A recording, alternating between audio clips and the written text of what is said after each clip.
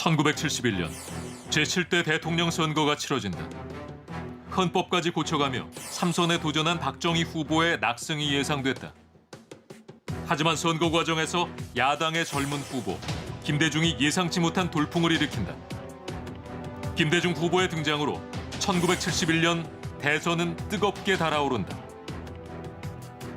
내가 이 자리에 나와서 여러분들에게 나를 대통령으로 한 번 더 뽑아주십시오 하는 이런 정치 연설은 오늘 이 기회가 마지막 연설이 될 것이라는 것을 확실히 말씀드립니다.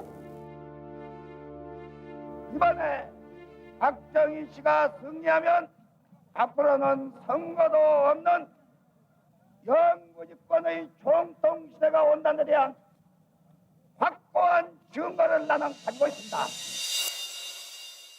이 말이 핵심이네요. 나를 대통령으로 뽑아주십시오라는 말은 마지막입니다. 뭐 이 말을 지키긴 했어요. 약속을 지켰어요. 네, 장기 집권을 해서 더 이상 선거 유세를 하지 않겠다. 김대중 후보의 말도 이루어졌죠. 네, 총통제가 될 것이다. 근데 그 칭호가 총통이라는 말이 약간 저격한 느낌이 들거든요. 대통령보다 더 높은 것이 사실은 총통령 이런 식으로 번역을 할 수 있는 거죠. 대통령보다 더 많은 권한이 집중되었다라는 의미로 해석이 되죠. 아니 근데 웃긴 게 선거 유세장에서 했던 말들 지켜지지 않는 경우가 많은데 전날 했던 말들은 거의 100% 다 지켜졌어요. 그래서 몇 안 되는 그런 현장으로 기록될 것 같네요. 예언이 적중한 거. 그렇죠. 예언이라고나 할까. 약간 소름? 네. 근데 아무튼 이 김대중 후보의 혜성 같은 등장에 이제 박정희 대통령이 위기감을 느꼈다는 거죠.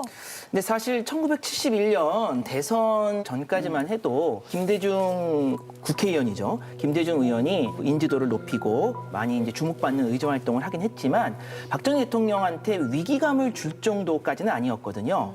그러다가 이 1971년 대선을 앞두고 야당인 신민당에서 이제 대통령 후보를 뽑아야 되는데 이제는 젊고 패기 있는 활력 있는 40대 후보가 나서야 된다라고 하는 소위 40대 기수론이 나오면서 아주 신선한 충격을 주는 거죠. 그리고 이 40대 기수론에 바로 이제 선봉에 쓴 것이 김영삼과 김대중이 되는 겁니다.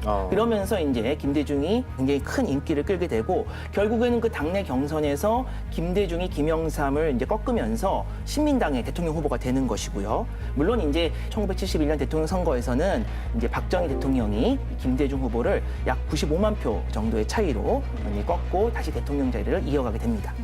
아니 근데 어찌됐건 이기기는 이긴 거잖아요. 근데 왜 그렇게까지 대단한 위기감을 느끼게 된 걸까요?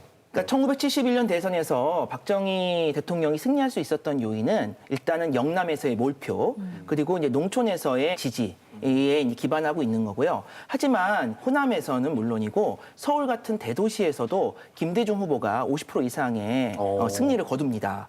그러니까 이제 이런 상태에서 박정희 대통령 입장에서는 좀 초조해질 수밖에 없는 것이고 특히 1971년 4월 18일 날 한참 이제 선거 기간인데 서울의 장춘단 공원에서 김대중 후보의 유세가 있었어요. 근데 이 유세에 엄청난 인파가 몰려듭니다. 뭐 기록에 따라서 좀 편차는 있지만 아무리 작게 잡아도 30만 명 이상이고 많은 기록들이 50만 명 이상, 사실 100만 명에 가까운 사람들이 모였다고 기록을 하고 있습니다. 그러니까 이러한 이 압도적인 열기가 이제 뭐하고 비교되냐면은 또 같은 곳에서 일주일에 열리는 박정희 대통령의 유세하고 비교가 되는 거예요. 박정희 대통령 유세에도 많이 몰리긴 하는데 김대중 그 후보의 유세만큼은 아니었고 또 사실은 동원된 사람들이 많았다는 거죠. 그 인파수가 이제 약간 사전 여론조사 역할 같은 걸 한 거잖아요. 그래서 그 당시에 김대중 후보가 이런 얘기를 했다고 합니다.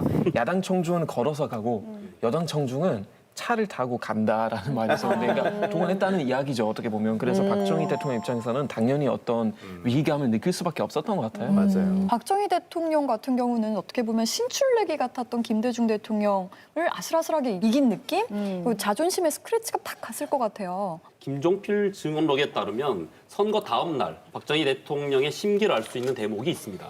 김대중 씨가 뭘 했다고 95만 표 차이밖에 안 나. 내가 이름이 나도 김대중보다 더 낫고 선거 비용을 써도 김대중보다 훨씬 더 많이 썼는데 말이야.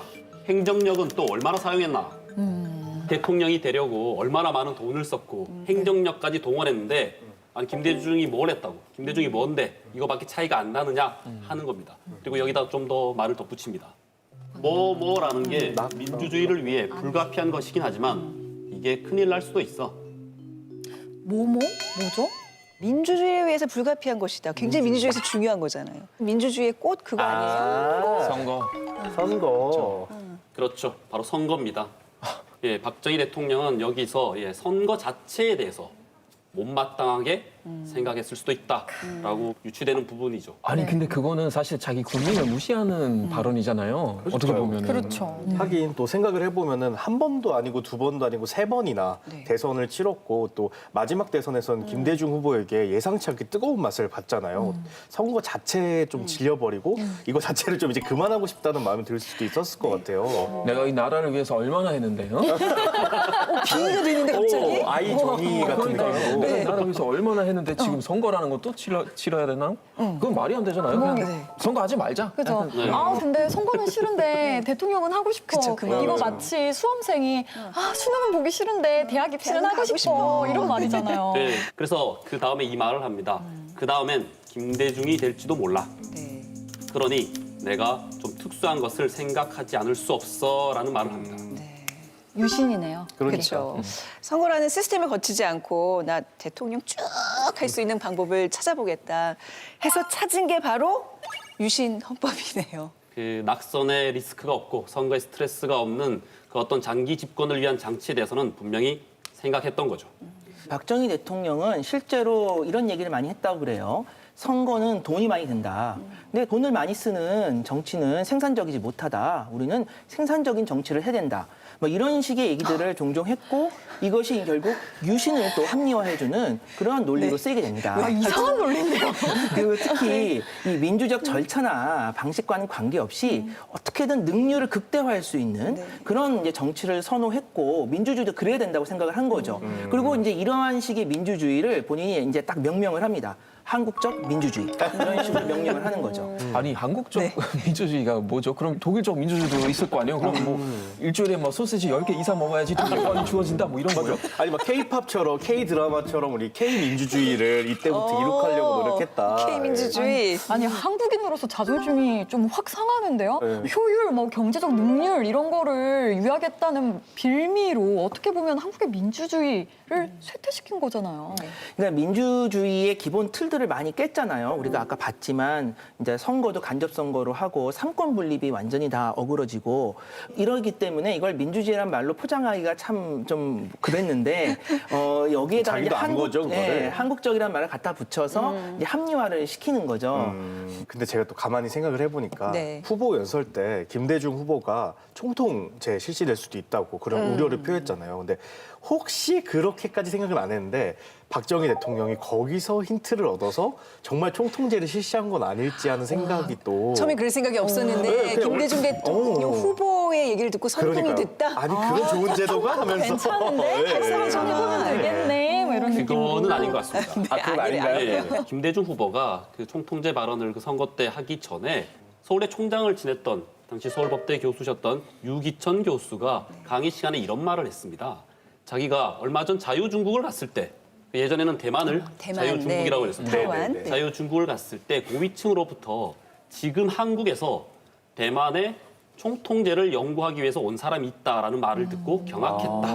진짜로요. 예, 그런 말을 했었다고 합니다. 자유중국의 총통제는요, 사실은 그 연임 제한 규정이 있기는 있습니다만 장개석이 그 임시정을 만들어서 그것을 무력화시켰습니다. 그래서 실질적으로는 종신직입니다. 결정적인 증거네. 아니 그러면은 대선을 치를 당시부터 이미 네네. 종신 집권을 염두에 두고 있었단 얘기잖아요. 미리미리 준비를 했던 거죠. 그러니까요. 그러니까 이 유기천 교수의 발언이 굉장히 중요합니다. 네, 그러니까 네. 이미 김대중 후보의 발언 전에 대학가에서 이런 얘기가 나왔다는 것이고 그 얘기를 한 사람이 다른 사람도 아니고 서울대 총장까지 지냈던 법대의 최고 원로 교수가 이런 얘기를 했다는 거죠. 그리고 그 얘기는 소스가 대만에서 직접 건너온 소스였고요. 그리고 서울대 총장으로 임명한 사람도 박정희 대통령입니다. 아 진짜요? 네. 이거 어떻게 보면 충신이 어느 정도 이제 쓴 약을 대접한 거잖아요. 그 뱉어버린 거네요. 거기 버린 네, 네. 거고요. 유기춘 총장이 총장할 때 학생들한테 굉장히 많이 비판을 받아요. 왜냐하면 네. 정부에 의해서 임명된 총장으로서 학생 시위를 막는 데 앞장을 쓰고 학생들을 또 많이 처벌하기도 했거든요. 그런데 이제 그랬던 이제 유기춘 총장이 이제 박정희 정권이 이제 갈수록 그 독재 정도가 심해지는 거죠. 그러니까 여기에 대해서 이제 법학자로서 쓴소리를 하게 되고 그러면서 정부와의 충돌이 일어나기 시작하는 겁니다.